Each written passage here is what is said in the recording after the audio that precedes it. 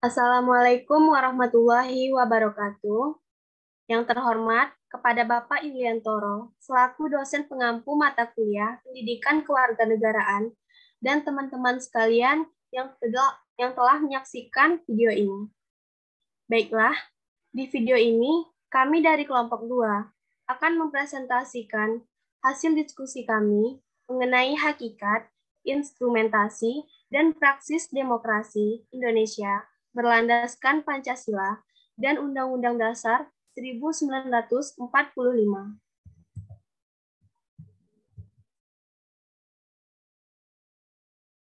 Sebelum itu, kami akan memperkenalkan diri kami masing-masing terlebih dahulu. Perkenalkan, saya Putri Ananda Salsabila dengan NIM 2102 113200 selaku moderator. Saya Aisyah Mida Fitrios dengan NIM 21021255597.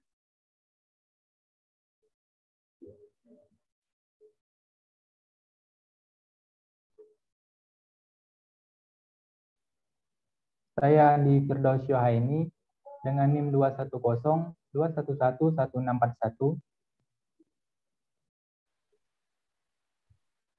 Saya Humaira Azahra dengan NIM 21021113079.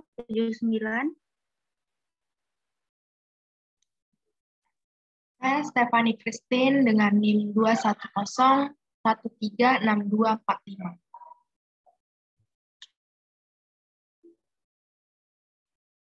Baiklah, untuk pembahasan kita pada kali ini, yaitu terkait tentang yang pertama, konsep dan urgensi demokrasi yang bersumber dari Pancasila. Yang kedua, alasan diperlukannya demokrasi yang bersumber dari Pancasila. Yang ketiga, sumber historis, sosiologis, dan politik tentang demokrasi yang bersumber dari Pancasila. Yang keempat, membangun argumen tentang dinamika dan tantangan demokrasi yang bersumber dari Pancasila. Yang kelima, mendeskripsikan esensi dan urgensi demokrasi Pancasila. Dan yang terakhir ada rangkuman demokrasi yang bersumber dari Pancasila. Untuk pemaparan materi yang pertama, akan dijelaskan oleh Aisyah Hamida. Kepada Aisyah, dipersilahkan. Baik, terima kasih kepada moderator. Saya akan menjelaskan tentang konsep dan urgensi demokrasi yang bersumber dari Pancasila.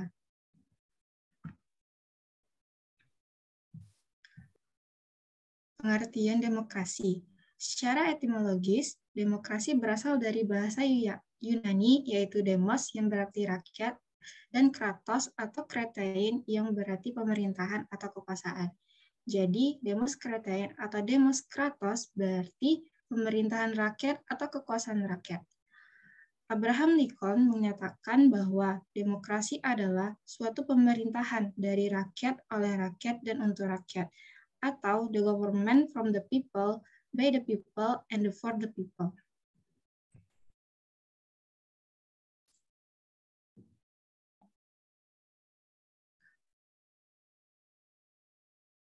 Di sini ada 3 tradisi pemikiran politik demokrasi. Yang pertama itu ada teori Aristotelian klasik, yaitu demokrasi merupakan salah satu bentuk pemerintahan, yakni pemerintahan oleh seluruh warga negara yang memenuhi syarat kewarganegaraan.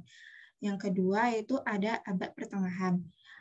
Demokrasi yang pada dasarnya menerapkan Roman law dan konsep popular sovereignty, menempatkan suatu landasan pelaksanaan kekuasaan tertinggi di tangan rakyat.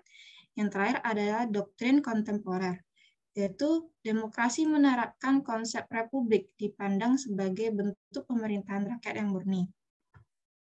Demokrasi yang dianut Indonesia itu adalah demokrasi yang berdasarkan Pancasila yang masih terus berkembang dan sifat ciri-cirinya terdapat berbagai tafsiran dan pandangan.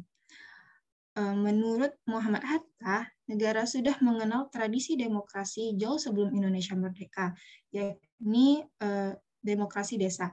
Demokrasi desa atau yang biasa disebut desa demokrasi merupakan demokrasi asli Indonesia yang bercirikan 3 hal, yakni cita-cita rapat, cita-cita masa protes, dan cita-cita tolong-menolong. Sekian dari saya kembalikan ke moderator. Terima kasih kepada Aisyah atas pemaparan materinya.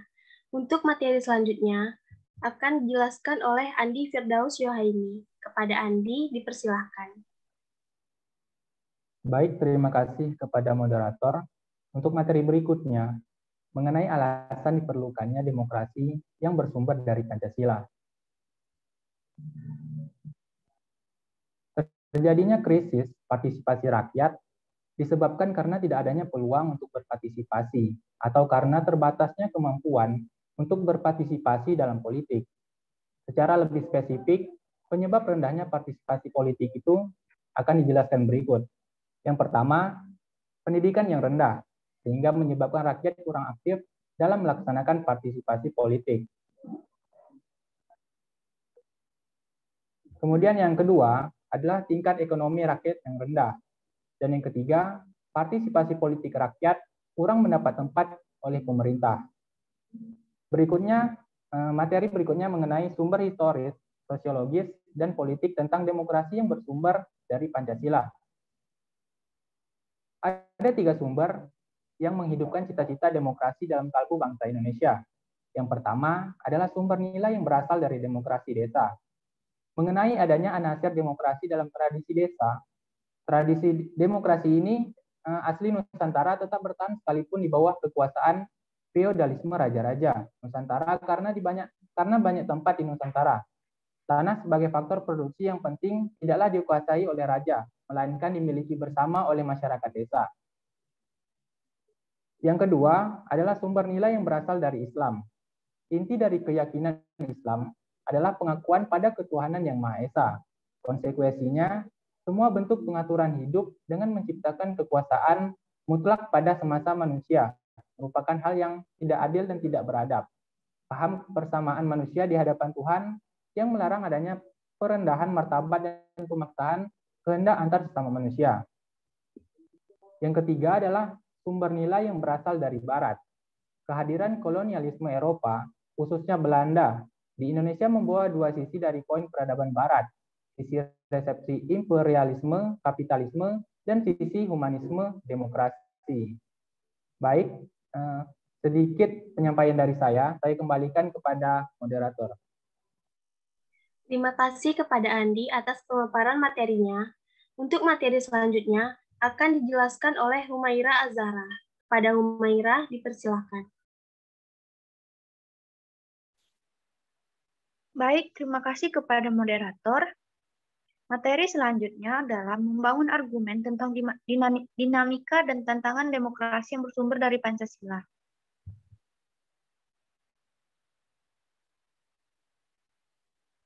Sepanjang sejarah Indonesia pernah mengalami dinamika ketatanegaraan seiring dengan berubahnya konstitusi yang dimulai sejak berlakunya Undang-Undang Dasar tahun 1945. Konstitusi RIS 1949, UUDS 1950, kembali ke Undang-Undang Dasar 1945, dan akhirnya kita telah berhasil mengamandemen UUD 1945 sebanyak 4 kali. Postur demokrasi kita dapat dilihat dari fungsi dan peran lembaga permusyawaratan dan perwakilan rakyat menurut Undang-Undang Negara Republik Indonesia tahun 1945, yaitu yang pertama, Majelis Permusyawaratan Rakyat atau MPR, rumusan perubahannya, dinamika susunan keanggotaan dan wewenang MPR, pasal 2 dan pasal 3. Yang kedua, Dewan Perwakilan Rakyat atau DPR, keanggotaan susunan dan waktu sidang DPR, pasal 19. Kekuasaan DPR dalam membentuk undang-undang, pasal 20. Peranan DPR, pasal 20A. Yang ketiga, Dewan Perwakilan Daerah atau DPD, Dewan Perwakilan Daerah atau pasal 22C dan pasal 22D.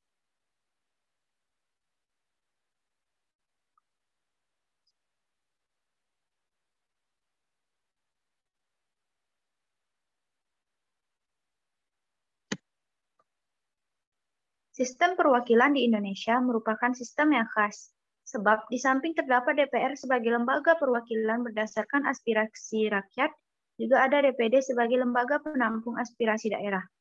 Demikian dinamika yang terjadi dengan lembaga permusyawaratan dan perwakilan di negara kita yang secara langsung mempengaruhi kehidupan demokrasi.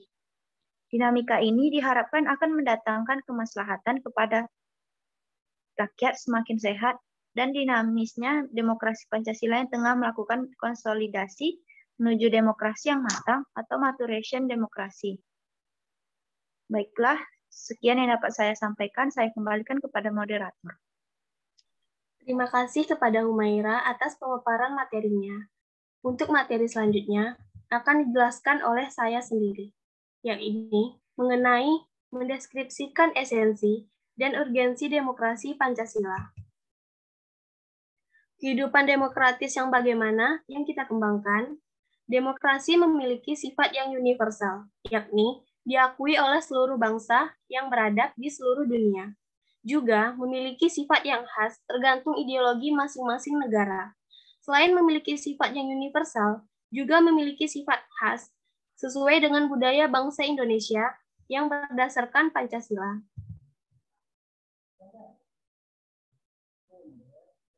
Berikut ini 10 pilar demokrasi Pancasila yang dipesankan oleh para pembentuk negara Republik Indonesia sebagaimana dijelaskan di dalam Undang-Undang Dasar 1945. Pilar yang pertama yaitu demokrasi berdasarkan ketuhanan yang Maha Esa. Maksud esensinya, sistem serta perilaku dalam menyelenggarakan kenegaraan harus taat asas, konsisten, atau sesuai dengan nilai-nilai dan kaidah dasar ketuhanan yang Maha Esa. Pilar yang kedua, demokrasi dengan kecerdasan. Maksud esensinya, mengatur dan menyelenggarakan demokrasi menurut Undang-Undang 1945, bukan dengan kekuatan naluri ataupun kekuatan otot. Justru lebih menuntut kecerdasan rohaniah, akliyah, rasional, dan kecerdasan emosional. Yang ketiga, demokrasi yang berkedaulatan rakyat. Maksud esensinya, kekuatan tertinggi ada di tangan rakyat. Secara prinsip, rakyatlah yang memiliki atau memegang kedaulatan itu. Yang ketiga, yang keempat, demokrasi dengan rule of law, yaitu kekuasaan negara harus mengandung, melindungi, serta mengembangkan kebenaran hukum. Yang kedua, kekuasaan negara itu memberikan keadilan hukum. Yang ketiga, kekuasaan negara itu menjamin kepastian hukum. Yang keempat, kekuasaan negara itu mengembangkan manfaat atau kepentingan hukum seperti kedamaian dan pembangunan. Yang kelima ada demokrasi dengan pembagian kekuasaan, yaitu pembagian kekuasaan negara dan diserahkan kepada badan-badan negara yang bertanggung jawab. Untuk pilar yang keenam, demokrasi dengan hak asasi manusia. Maksud esensinya, mengakui hak asasi manusia yang tujuannya bukan saja menghormati hak-hak asasi tersebut, melainkan meningkatkan martabat dan derajat manusia. Yang ketujuh, demokrasi dengan pengadilan yang merdeka. Maksudnya yaitu, diperlakukannya sistem pengadilan yang merdeka yang memberi peluang seluas-luasnya kepada semua pihak yang berkepentingan untuk mencari dan menemukan hukum yang seadil-adilnya. Yang kedelapan, demokrasi dengan otonomi daerah. Maksud esensinya, otonomi daerah merupakan pembatas terhadap kekuasaan negara, khususnya kekuasaan legislatif dan eksekutif di tingkat pusat, dan lebih khusus lagi, pembatasan atas kekuasaan presiden. Yang kesembilan, pilar demokrasi dengan kemakmuran. Maksud dari esensinya, ditujukan untuk membangun negara kemakmuran oleh dan untuk sebesar-besarnya rakyat Indonesia. Dan pilar yang terakhir yaitu demokrasi yang berkeadilan. Maksud dari esensinya, menggariskan keadilan sosial di antara berbagai kelompok, golongan, dan lapisan masyarakat. Baik, sekian pemaparan materi dari saya. Untuk pemaparan materi selanjutnya akan dipaparkan oleh Stefani Christine. Kepada Stefani dipersilahkan. Terima kasih kepada moderator. Baiklah, saya akan menjelaskan mengapa kehidupan yang demokratis itu penting. Nah, teman-teman, seperti yang kita ketahui, Sebuah negara yang demokratis itu bisa disebut negara demokratis apabila di dalam pemerintahannya tersebut memiliki rakyat itu memiliki kesempatan untuk berpartisipasi dalam pembuatan keputusan dan memiliki persamaan di muka umum serta memperoleh pendapatan yang layak. Nah, saya akan menjelaskan yang pertama itu partisipasi dalam pembuatan keputusan. Kenapa rakyat ini dilibatkan dalam pembuatan keputusan? Karena dalam negara demokratis, kekuasaan tertingginya berada di tangan rakyat, dan pemerintahan dijalankan berdasarkan kehendak rakyat. Seperti yang kita ketahui, seperti pemilihan umum, kita itu memilih presiden kita sendiri, yaitu dengan pemilihan umum, pilkada, dan sebagainya.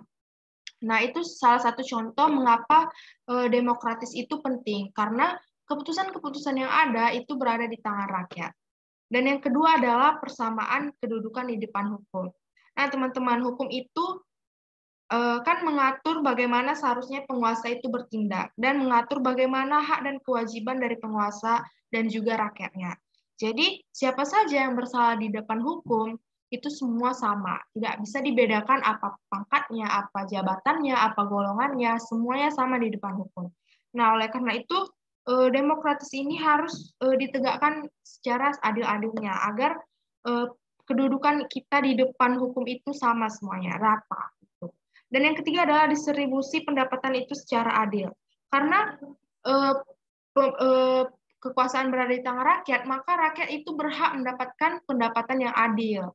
Jadi bagi kaum miskin itu diberikan bantuan seperti bantuan langsung tunai, dalam pendidikan juga, dalam kesehatan juga, dan bantuan-bantuan lainnya yang mendukung kesejahteraan rakyat. Nah, apa arti dari ketiga, mengapa pentingnya demokratis itu? Bahwa pentingnya demokratis itu dikembangkan sebagai pedoman dalam kehidupan kita, teman-teman. Karena seandainya kehidupan yang demokratis ini tidak terlaksana, maka asas kedaulatan rakyat itu tidak berjalan dengan baik. Tidak ada jaminan hak-hak asasi manusia, tidak ada persamaan di depan hukum, tidak ada keadilan dalam pendapatan. Jadi, jika demikian, tampaknya kita akan semakin jauh dari tujuan kita dalam mewujudkan keadilan sosial bagi seluruh rakyat Indonesia dan kemakmuran bagi seluruh rakyat Indonesia. Lalu, itulah teman-teman mengapa pentingnya demokratis itu bagi kehidupan kita. Nah, selanjutnya kita akan membahas bagaimana penerapan demokrasi dalam pemilihan next, bagaimana pemilihan pemimpin politik dan pejabat negara. Nah, teman-teman, karena kekuasaan tertinggi itu berada di tangan rakyat, maka kita harus memilih pemimpin yang bertanggung jawab kepada rakyatnya. Karena kepercayaan kita ini kita letakkan kepada pemimpin kita, teman-teman. Karena pemimpin inilah yang akan membantu kita dalam menerapkan demokratis itu. Kebayangkan, teman-teman, jika pemimpin kita itu tidak adil, pemimpin kita itu tidak bertakwa, pemimpin kita itu tidak bermoral, maka yang harus kita pilih sebaiknya adalah yang pertama adalah beriman dan bertakwa. Karena jika dia memiliki iman, dia bertakwa kepada Tuhannya, maka kepentingan rakyat adalah dinomorsatukannya, teman-teman. Karena dalam sikap terbaik jika memperoleh kepercayaan adalah mensyukurinya. Jika pemimpin tersebut saja tidak mensyukurinya, bagaimana dia akan menjalankan pemerintahan ini dengan baik. Dan yang kedua adalah bermoral. Karena moral ini sangat penting, teman-teman. Jadi dia tahu mana yang membedakan yang baik, mana yang buruk, mana yang harus dijalankan duluan, mana yang kepentingan rakyat. Jadi dia harus bermoral. Karena istilah moral ini adalah akhlak, teman-teman. Jadi dia harus memiliki akhlak. Dan yang berikutnya adalah pemimpin itu harus berilmu, pemimpin itu yang harus terampil dan demokratis. Nah, teman-teman, setelah kita mengetahui nih bagaimana pemimpin itu seharusnya, sebaiknya kita, jika teman-teman nanti terpilih menjadi wakil rakyat, sebaiknya teman-teman mempunyai sifat-sifat yang bertakwa, beriman, bermoral, dan sebagainya itu untuk menjamin kepentingan rakyat. Next. Oke, dari materi awal sampai sekarang yang telah dijelaskan teman-teman saya akan merangkum demokrasi itu yang bersumber dari Pancasila. Yang pertama adalah, secara etimologis, demokrasi berasal dari bahasa Yunani, yaitu demos dan yang berarti rakyat, dan kratos yang berarti pemerintahan. Jadi, Demos krete atau demos kratos berarti pemerintahan rakyat atau kekuasaan rakyat. Yang kedua adalah secara terminologi banyak pandangan tentang demokratis, tapi tidak ada pandangan tunggal tentang itu. Jadi, demokratis dapat dipandang sebagai salah satu bentuk pemerintahan, sebagai sistem politik, dan sebagai pola kehidupan bernegara dengan prinsip-prinsip yang menyertainya. Yang ketiga adalah berdasarkan ideologinya. Demokrasi Indonesia adalah demokrasi yang berdasar Pancasila. Nah, seperti yang sudah dijelaskan teman saya tadi, bahwa Indonesia pun sebelum merdeka telah menerapkan ideologi Pancasila dalam kehidupan sehari-harinya. Oleh karena itu, demokrasi pun harus berdasarkan Pancasila, teman-teman. Yang seperti kita ketahui adalah 5 butir Pancasila yang menjadi pedoman kita dalam bernegara dan berbangsa.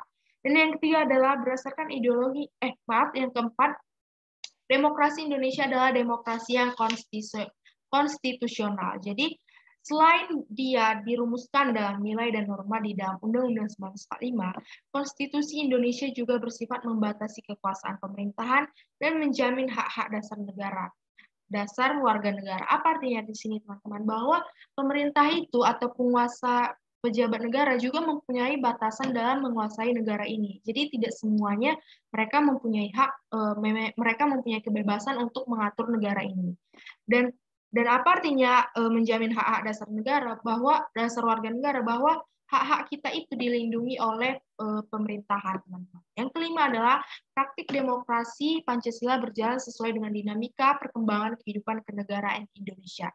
Jadi walaupun negara kita ini berkembang, bagaimanapun nanti ke depan sana, tetap kita harus memakai demokrasi Pancasila, teman-teman. Karena kita tidak boleh lepas dari demokrasi Pancasila. Karena itulah pedoman kita dalam berbangsa dan bernegara. Dan terakhir adalah sebagai pilihan akan pola kehidupan bernegara. Jadi demokrasi Pancasila ini dianggap penting dan bisa diterima banyak negara sebagai jalan mencapai tujuan hidup bernegara, yakni kesejahteraan dan keadilan. Jadi demokrasi Pancasila ini telah mencakup semua golongan masyarakat, bahwa yang terbaik adalah demokrasi Pancasila, yaitu kekuasaan berada di tangan rakyat. Seperti itulah teman-teman yang dapat saya sampaikan. Saya kembalikan ke moderator.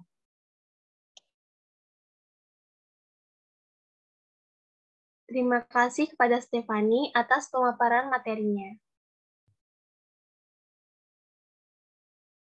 Baiklah, sekian dari hasil presentasi kami. Jika ada salah perkataan ataupun perbuatan, kami mohon maaf. Kami akhiri. Wabillahi taufiq wal hidayah. Assalamualaikum warahmatullahi wabarakatuh.